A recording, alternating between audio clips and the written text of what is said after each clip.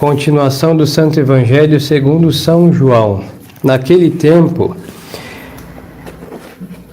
disse Jesus às turbas dos judeus: qual de vós me arguirá de pecado? Se eu vos digo a verdade, por que não me credes? O que é de Deus ouve as palavras de Deus, por isso vós não as ouvis, porque não sois de Deus. Responderam então os judeus e disseram-lhe: não dizemos nós com razão que tu és um samaritano e que tens demônio?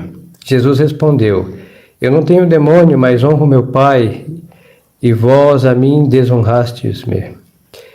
E eu não busco a minha glória, a quem tome cuidado dela e fará justiça. Em verdade vos digo, quem guardar minha palavra não verá a morte eternamente. Disseram-lhe, pois, os judeus: agora reconhecemos que estás possesso do demônio. Abraão morreu e os profetas, e tu dizes: quem guardar a minha palavra não provará a morte eternamente.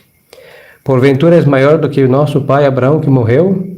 E os profetas também morreram. Quem credes ser tu ser? Jesus respondeu: se eu me glorifico a mim mesmo, não é nada a minha glória. Meu Pai é que me glorifica, aquele que vós dizeis que é vosso Deus. Mas vós não o conhecestes. Eu sim conheço.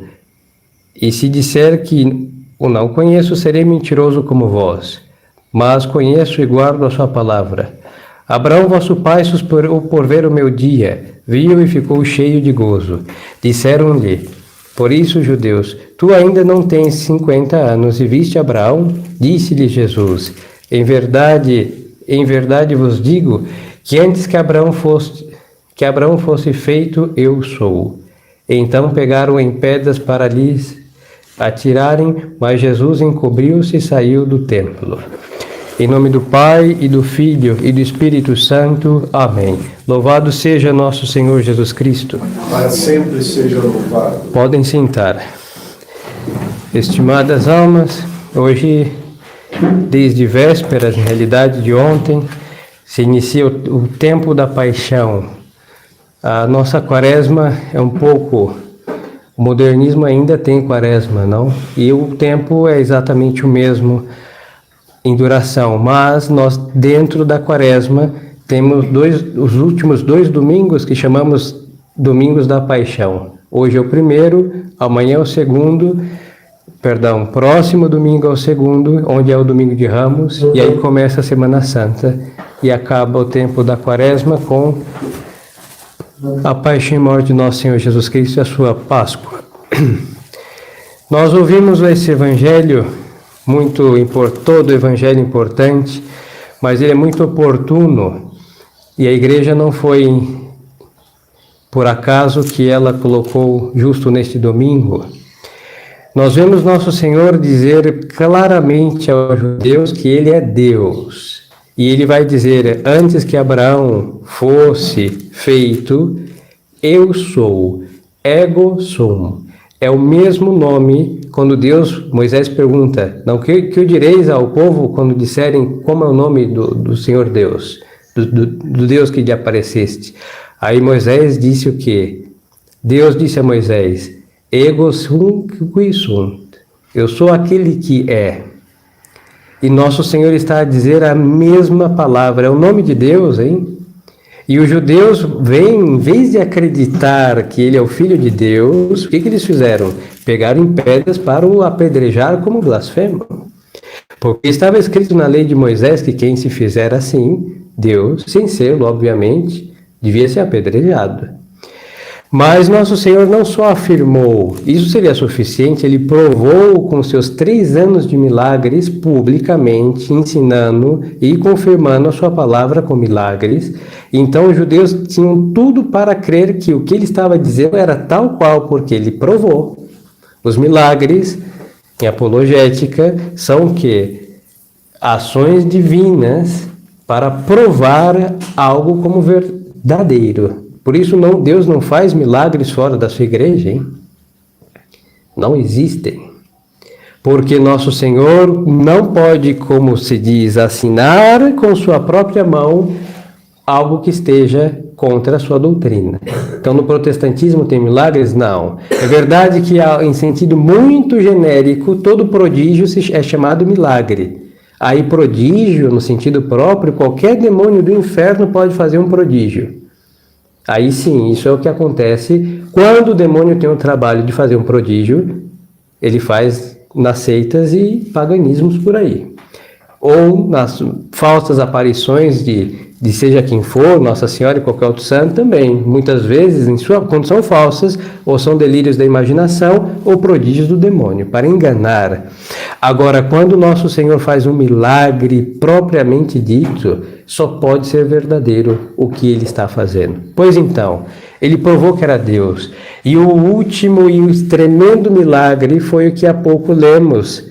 Creio que na sexta-feira passada, em que Nosso Senhor ressuscita Lázaro. 3 dias fedido, podre no sepulcro, como qualquer um depois de 3 dias de morto, e ao ressuscitá-lo, os judeus já estavam tramando sua morte, mas disseram, bom, este homem faz muitos milagres, temos que matá-lo. E por que e Nosso Senhor ensina, eles resistem, mas não somente eles resistem, qualquer outro que não quer crer em Deus de verdade resiste. E Nosso Senhor disse ao princípio do evangelho que acabamos de ouvir: quem de vós me arguirá de pecado?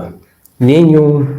Eles viram, é o resto de honestidade, hein? Por perversos e pérfidos que foram e são, mas eles viram, esse homem não ensina nada de errado. Ele não faz nada de errado. Nenhum judeu lhe arguiu de pecado. Só quando ele diz a verdade abertamente que vão lhe chamar de blasfemo, porque se fez filho de Deus. Mas Nosso Senhor está dizendo a verdade. Aí o Nosso Senhor vai dizer o seguinte: o que é de Deus, ouve as palavras de Deus. Isso não só serve para os judeus, hein? Isso serve para qualquer outro. Quem é de Deus, ouve a palavra de Deus e a põe em prática. Simples. Por quê? Porque eles ouviram a palavra de Deus, não acreditaram que era de Deus e por isso eles perderam a fé. Lembremos-nos que quando Deus falou a Moisés no Monte Sinai, o que os hebreus disseram? Não nos fale o Senhor para que não morramos. Fale-nos vós, Moisés. Porque eles não eram de Deus. E qual a prova disso? Minha afirmação? Não. Porque Deus falou via Moisés, eles não ouviram Deus diretamente. E o que aconteceu? Fizeram um bezerro de ouro, provando que eles eram idólatras. Eram mais dos ouros fundidos do que do Deus vivo. Simples.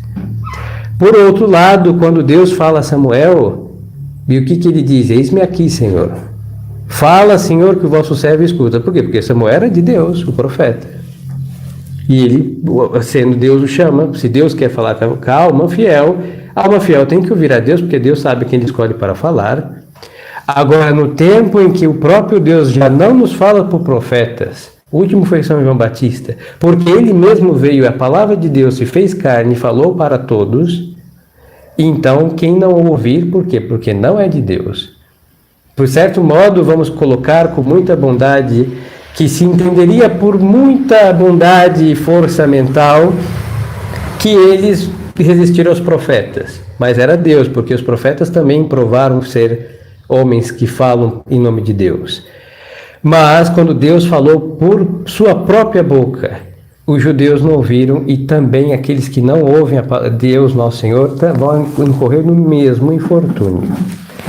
Hoje em dia os senhores podiam falar, mas padre, nós ouvimos nosso Senhor, por isso aqui estamos. Mas olhe lá, vamos ver, hein?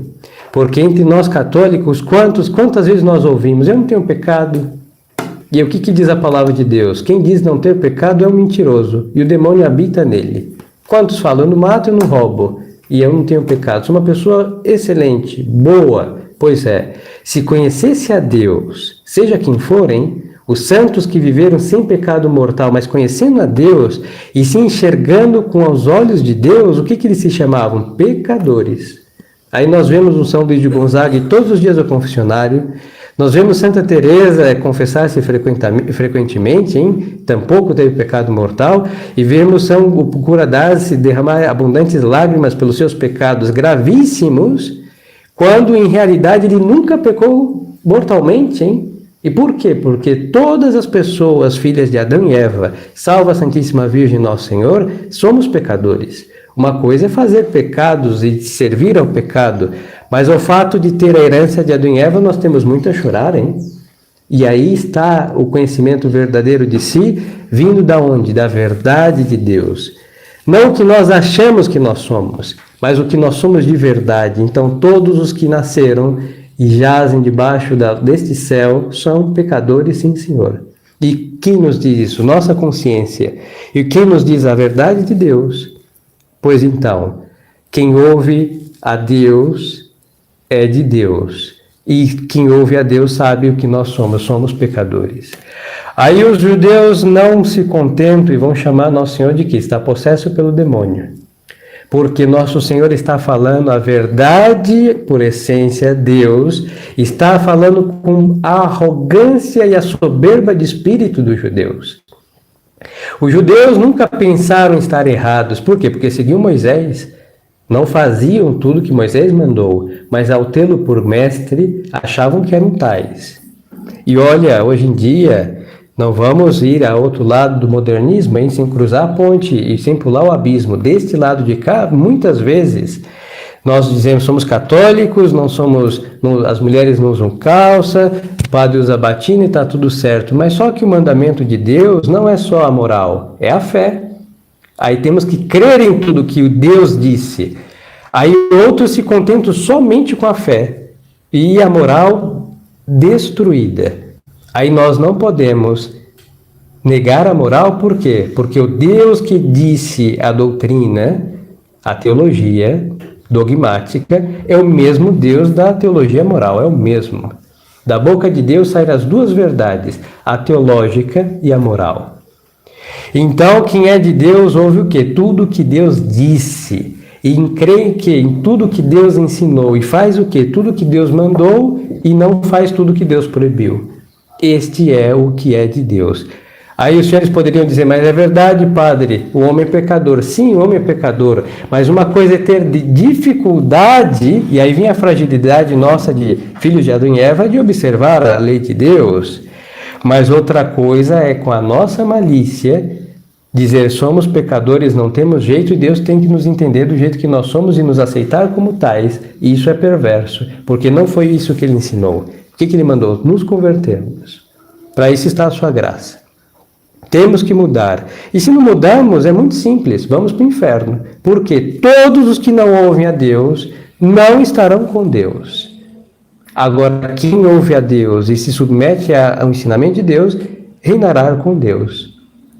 Então, queridas almas, nesse tempo de apostasia que nós vivemos e os outros que houveram, foi muito simples. Alguém ou muitos não quiseram ouvir a Deus, ou se cansaram do que Deus disse, inventaram coisas contrárias ao que Deus ensinou. Aí nós vemos a história de todas as heresias. E se perguntássemos a história de algum dos que estão no inferno, é isso que fizeram. Se cansaram.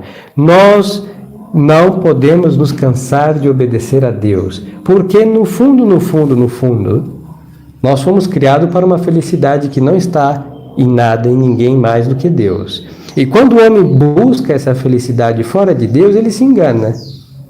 Ele se engana.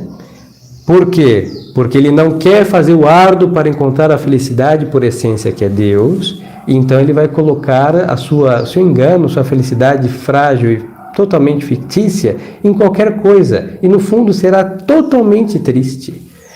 Todo pecador, por noitadas, bebidas, drogas, farras, etc., que façam, que frequentem, na segunda-feira estão todos como? Deprimidos. A ressaca? Pois é, mas no fundo a alma está buscando uma felicidade que não está dentro de uma garrafa. Não está numa mesa de jogo. Não está na mesa bem posta, mais opípara. Não está num ato conjugal ou pecaminoso, lascivo. Não está. A felicidade do homem não está dentro de nada dessas coisas. Está em Deus. Aí o homem vai fazer o quê? Buscar a felicidade que só está em Deus, onde não se encontra. Por quê? Porque não ouve a Deus. Ao ouvir a Deus, nós chegamos a Ele. E ao chegar a Ele, nós temos aí a grande e plena satisfação de todos os nossos desejos. E aí está o segredo de sermos felizes. Então, queridas almas, por árduo que seja, que é ser fiel a Deus, essa lealdade é uma graça de Deus, que Ele dá a todos os que querem. Então, peçamos a nosso Senhor, neste domingo da paixão, quando todos vão fugir na hora da cruz, a graça de sermos leais a nosso Senhor. Muito esquecida, não só a palavra, mas o que quer dizer lealdade. E falta no católico, como bom soldado de Cristo, esta lealdade na dor, é no câncer, é na prosperidade, é na pobreza, é esta lealdade, porque Deus é Deus e Ele não nos prometeu felicidade nessa terra. Algum pouquinho Ele dá para que a nossa vida não seja um inferno nessa terra. Não deve ser. Mas se nós não temos esse pouquinho de felicidade, é porque colocamos toda a nossa felicidade em algo que não é causa de felicidade nenhuma. Aí nos enganamos. E ao nos enganarmos, traz miseráveis mendigando na porta da carne, na porta das riquezas, na porta da vaidade, do orgulho de vida, nós ficamos esgotados e chegamos até Deus já derrotados e não apreciamos Ele, que é o médico de nossas almas, que veio para nos curar, nos elevar e fazer o quê? Que cheguemos até Ele e para gozar da felicidade da qual fomos criados para chegar a essa finalidade que é Ele. Então deponhamos os nossos enganos, lê dos enganos. Todos nós, todo pecador se engana. E para isso que o exame de consciência é bem-vindo, porque nos fará analisar com a regra de Deus aonde nós estamos nos desviando e nos empurrará para Deus. E não é questão de ficar deprimido e desesperado, pelo contrário, depor os enganos e falácias e voltar, ou seja, aí vem a conversão, voltar para Deus, converter é isso. Então, com a graça de Deus, ouvir a voz de Deus e fazer o que a voz de Deus nos manda, é a grande finalidade nesta vida de todo mortal, para que depois que acabá-la, alcance a bem-aventurança e seremos felizes por toda a eternidade. Aí não tem preço, que foi um pouco de penitência. Nossa vida não será de 100 anos, hein? Nós não vamos viver tudo isso. O que será carregar uma cruz 80 ou 70 ou 60 anos para ter uma felicidade eterna? Não é nada. Agora, o que adianta ficar 70, 80, 90 anos nesta vida de todos os prazeres e, no fundo, infeliz já nessa terra e ir para o inferno que não tem um lenitivo? No inferno é tormento eterno e à custa de quê? De um desatino, de um instante, de uma coisa que podíamos ter resistido. Ah, mas era agradável. Sim, mas mais agradável é uma bondade, felicidade eterna do que um castigo eterno por um prazer que durou 3 segundos, 2 minutos, ou um pouco mais, ou um pouco menos. Então, em definitiva, quem ouve a voz de Deus participa da sabedoria de Deus, da sensatez do Altíssimo, e aí não é enganado por diabo nenhum, por carne nenhuma, pelo mundo em nenhum aspecto, e aí está o grande segredo para blindar nossas almas, para que ela seja fiel a Deus, custe o que custar. Que Nossa Senhora das Dores, nesse tempo da paixão, nos convença disso, porque foi exatamente o que ela fez. Entre dores de Calvário e vendo Nosso Senhor ser blasfemado e judiado pelos seus, o que Nossa Senhora fez? Rezou e esperou em Deus, e viu a vitória do seu Filho, e viu a humilhação dos inimigos de Deus. Porque o templo que eles tanto prezaram, o que aconteceu? Foi destruído. E o povo e Moisés, que eles tanto exaltaram aparentemente, se eles exaltassem Moisés de fato, teriam reconhecido Cristo, o que aconteceu? Foi anulado. E hoje esse povo anda errante por todos os lados, é o único povo sem o seu templo, não pode adorar a Deus no lugar que deveriam adorar, segundo os seus costumes, e a sua terra eles tiveram que roubar de quem a conquistou e estão lá lutando por Estado de Israel até hoje. Esta é a humilhação daqueles que não ouviram a Deus e mataram a Deus.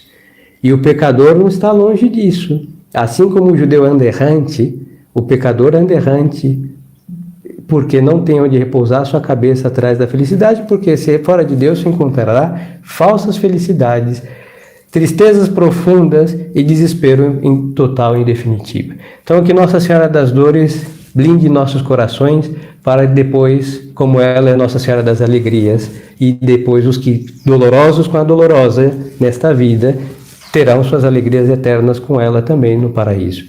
Louvado seja nosso Senhor Jesus Cristo. Para sempre seja louvado. Em nome do Pai, e do Filho, e do Espírito Santo. Amém.